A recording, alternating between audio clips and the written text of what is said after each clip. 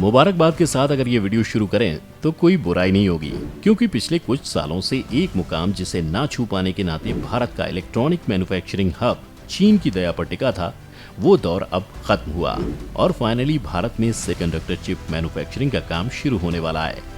अब जिसको नहीं पता कि ये सेमीकंडक्टर क्या है तो उसे तफसील से बताएंगे ही, लेकिन आसान भाषा में समझें तो ये आपके मोबाइल से लेकर हर इलेक्ट्रॉनिक डिवाइस का ब्रेन होता है। खबरों के मुताबिक वेदांता और फॉक्सकॉन नाम की देशी और विदेशी कंपनियों ने गुजरात सरकार से 13 सितंबर को एक MOU साइन किया गया है। इसके तहत दोनों कंपनियां मिलकर अहमदाबाद में एक चिप प्रोडक्शन और डिस्प्ले प्रोडक्शन यूनिट एस्टेब्लिश करेंगी, जिसमें गुजरात सरकार की तरफ से जरूरी जमीन और बिजली मुहैया कराई जाएगी। वहीं वेदांता समूह इस पूरे प्रोजेक्ट को फंड करेगा और फॉक्सकॉन इस पूरे प्रोजेक्ट के टेक्निकल पहलू को देखेगा। अब सबसे पहले तो इस ब्रेन यानी कि चिप को ही समझ लेते हैं कि ये क्या है। तो दोस्तों आपको बता दें कि ये चिप कुछ और नहीं बल्कि एक सेमीकंडक्टर का बना हुआ प्रोसेसर है, जिसे आजकल की इलेक्ट्रॉनिक गाड़ियों का पूरा ऑटोमेटिक प्रोसेस काम करता है। यानी अगर ये चिप ना हो तो ये गाड़ियां बिना फ्यूज की मिसाइल जैसी हो जाएंगी। इसीलिए आजकल दुनिया में जितनी भी गाड़ियां बन रही हैं उन सभी के लिए power steering, brake sensor, entertainment system, airbag और पार्किंग कैमरों में सेमीकंडक्टर चिप का इस्तेमाल होता है। आमतौर पर एक गाड़ी में 1000 से ज्यादा सेमीकंडक्टर चिप्स लगाए जाते हैं। ये चिप कंप्यूटर प्रोग्रामिंग पर बेस्ड होते हैं और आपकी गाड़ी के डेटा को भी प्रोसेस करते हैं। सेमीकंडक्टर चिप्स के बिना मॉडर्न गाड़ियों का प्रोडक्शन लगभग इम्पॉसिबल है। इस चिप को और बेहतर तरीके से जानने के लिए इसे ऐसे समझिए कि सेमीकंडक्टर चिप्स का इस्तेमाल ना सिर्फ गाड़ियों में होता है बल्कि इसका इस्तेमाल हर उस चीज में होता है जो इंटरनेट से जुड़ा हुआ होता है, जैसे मोबाइल फोन, लैपटॉप और टीवी। अब अगर आप समझ ही गए कि ये चिप क्या होता है तो ये भी समझ लीजिए कि बीते 2 सालों में इसी सेमीकंडक्टर चिप की मार्केट में इतनी कमी हो गई थी कि डीलर सिर्फ कार की बुकिंग ही कर रहे थे, उनसे डिलीवरी हो ही नहीं पा रही थी, क्योंकि कार बिना चिप के रास्ते पर उतरने को तैयार ही नहीं हो पा रही थी। और ऐसा सिर्फ इसलिए हो रहा था क्योंकि ये चिप बड़े पैमाने पर ताइवान में बनता था, जिस पर चीन अपना कंट्रोल करना चाह रहा था, जिस वजह से आज उन दोनों देशों के जंग के हालात हो गए हैं और दुनिया में चिप का संकट और बड़ा हो गया है। अब शायद जंग का नाम सुनकर आप समझ ही गए होंगे कि अगर किसी चीज के लिए जंग हो रही है तो वो कश्मीर जितना बड़ा मुद्दा तो है ही।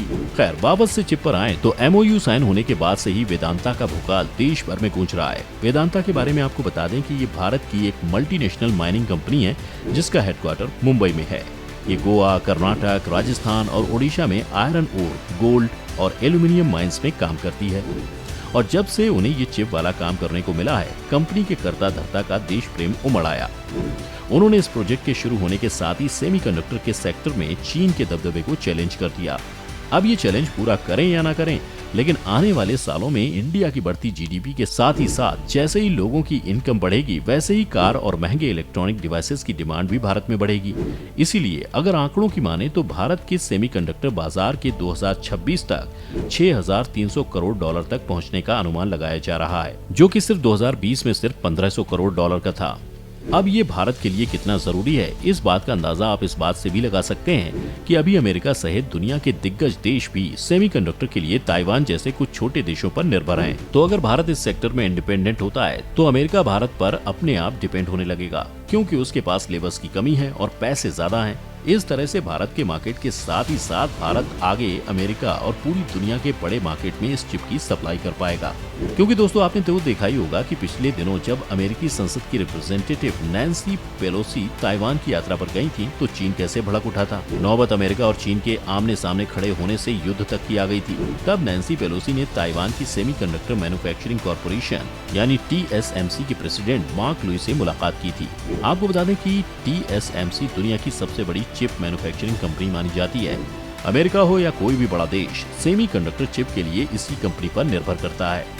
और इसी मुलाकात के बाद से दुनिया में सेमीकंडक्टर्स के नए मैन्युफैक्चरिंग हब बनाने की कवायद तेज हो गई थी, जिसका पहला रिजल्ट देखने को मिला भारत में, जहां फाइनली गुजरात के सर पर ये ताज सजा है कि वो भारत को इस सेक्टर में आत्मनिर्भर बना पाए।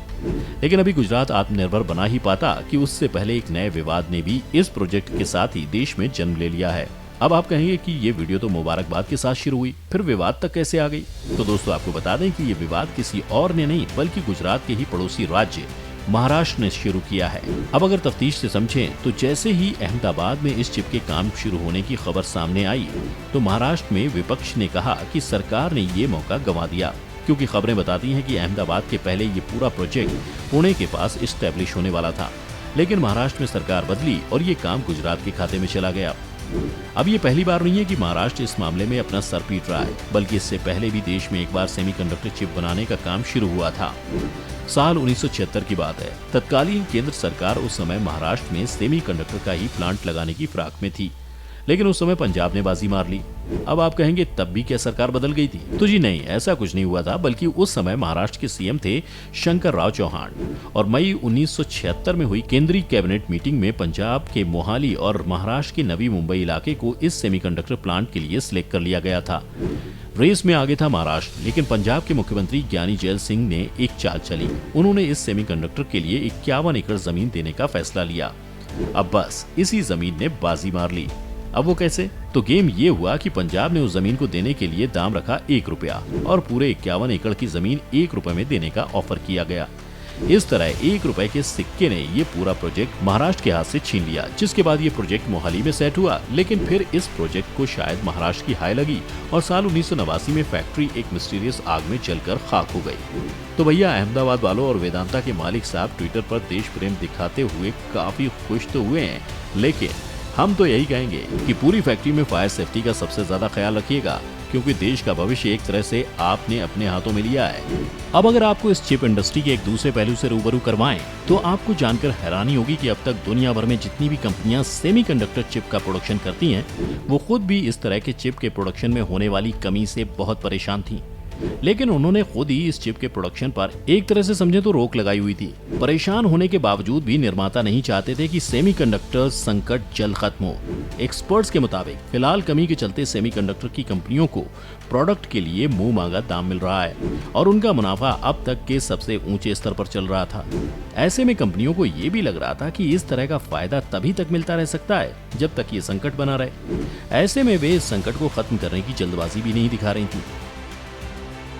भारत सरकार ने एक ऐसा ऐलान किया है जिसने चीन की चिंता बढ़ा दी है। सेमीकंडक्टर संकट से देश और दुनिया को उबारने के लिए भारत कमर कसने तैयार है। Leadership Vedanta has selected the state of Gujarat for its semiconductor plant. खैर, अब आगे क्या होता है? क्या भारत सेमीकंडक्टर चिप को बड़े पैमाने पर प्रोड्यूस करके पूरी दुनिया को सपोर्ट कर पाएगा? ये बात देखने वाली होगी। आपकी इस मामले में क्या राय है, हमें कमेंट करके जरूर बताइए। साथ ही अगर वीडियो पसंद आई हो तो इस वीडियो को लाइक और शेयर करना ना भूलें और नए यूजर्स हमारे चैनल को सब्सक्राइब करके बेल आइकन दबा दें ताकि सभी लेटेस्ट वीडियो की नोटिफिकेशन आप तक सबसे पहले पहुंच सके।